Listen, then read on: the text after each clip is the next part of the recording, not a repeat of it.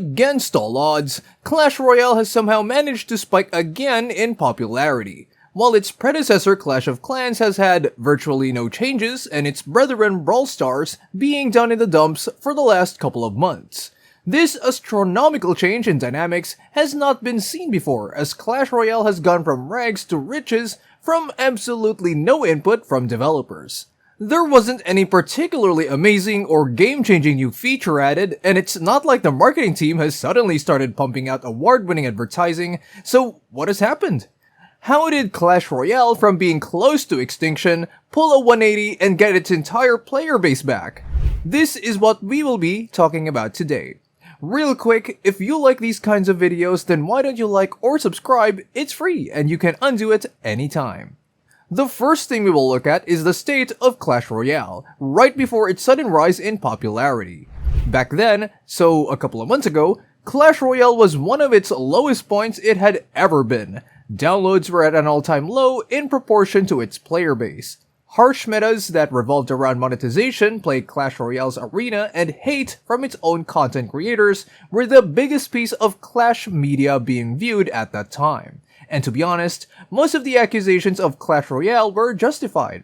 The reason why so many people were unhappy with Clash Royale was due to its over-provision of evolutions, and new cards such as Tower Troops or new Legendary and Champion cards locked behind a strict paywall, which ended up making the credit card the strongest card in Clash Royale.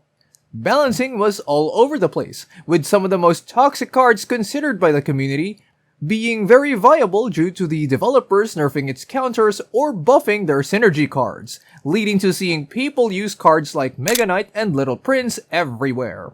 And finally, the biggest problem was the evolutions that came out seasonally. Without getting much into depth, each evolution was like a power boost on a card that came with amazing new benefits with no downsides. And these benefits didn't just include stat changes, but gave them new abilities that gave the cards new ways to counter other cards, or to eliminate their counters, which obviously made them a must from players and content creators combined, with no improvement or useful inputs from developers. Instead, actually leading to a couple other scandals that involve longtime players getting banned from their accounts for using a glitch in the Clash Royale progression system involving the new, at the time, Lucky Boxes. All eventually led to the player base boycotting Clash Royale in a mass uninstalling trend.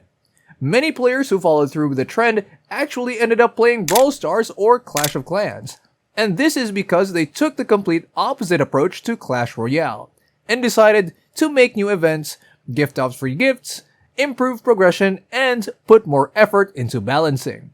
It's ironic how today people have considered Brawl Stars to have fallen off while Clash Royale is currently skyrocketing. So now that you know why Clash Royale had hit rock bottom, the question still remains. How did it get here where it is today? There isn't some epic method created by the developers as we have already established. Instead, the only thing that revived Clash Royale was, surprisingly, its own dying community. With the old usual content creators that usually only focused on stats, tips and tricks were gone. In the vacuum, new people decided to take that job into their hands. It started small, with a relatively small streamer named Jinxie started playing Clash Royale one day, despite its flaws, despite its lack of popularity, just playing it for some good old fun and nostalgia. This was unusual for him since he usually played more intense shooter games, a completely different world from Clash Royale.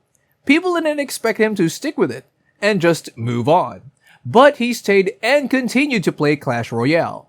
He wasn't a pro. He was just playing for the love of the game, and he had this particular explosive, energetic attitude while streaming. He would scream, yell, and get frustrated, and yet he continued playing Clash Royale.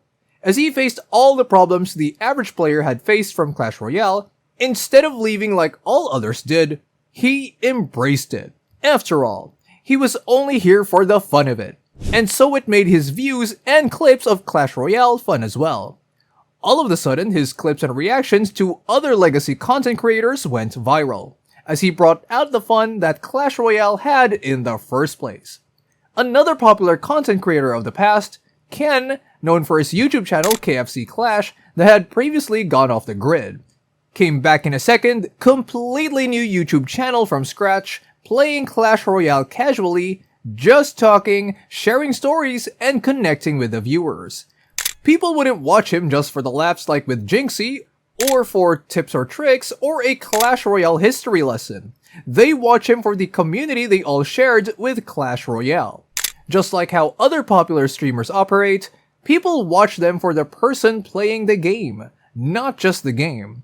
With their two top names relisting the spark for playing Clash Royale, despite its competitiveness, disregarding its problems and issues, it made people realize just how fun Clash Royale is regardless. There is no other game like it. And from there, everything just exploded out of control. Because once something goes mainstream, it grows. New YouTubers hopped on the Clash Royale train, making fun content and content that you would watch for entertainment, not for the actual knowledge inside it.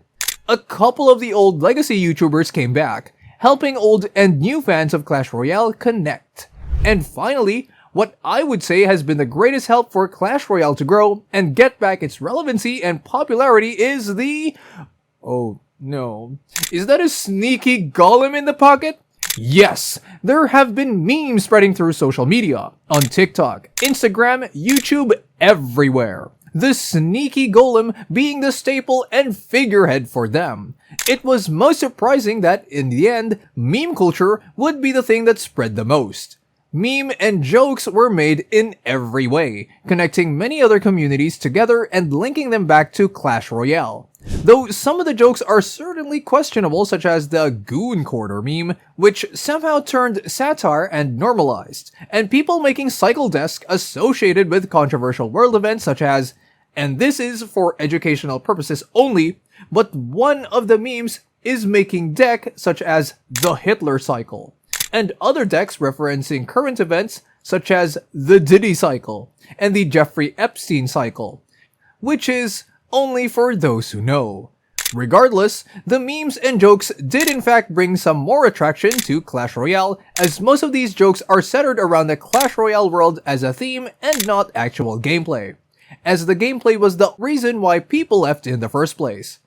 Most of the new content creators that have jumped on the Clash Royale hype are following Thai trend, bringing in mainstream memes and incorporating them into Clash Royale, or making their own funny Clash niche, such as a YouTuber named Alt, who makes videos exclusively centered around the Barbarian Hut, a card that used to be at the bottom of the meta and previously almost never used. And there's all the small trend and memes from the short form videos that are far too diverse to cover. And that is actually where Clash Royale currently stands, and will stand for the foreseeable future. A game not being upheld by the gameplay, but by the community and memories it has. For the foreseeable future, unless Supercell does something about it, Clash Royale will inevitably die again, just like how Brawl Stars ended up. Now, unfortunately, that is it for the video. If you want to see more about this, check out my other video comparing the fall and rise of Clash Royale and Brawl Stars down below. Like and subscribe, or else you will get a sneaky golem.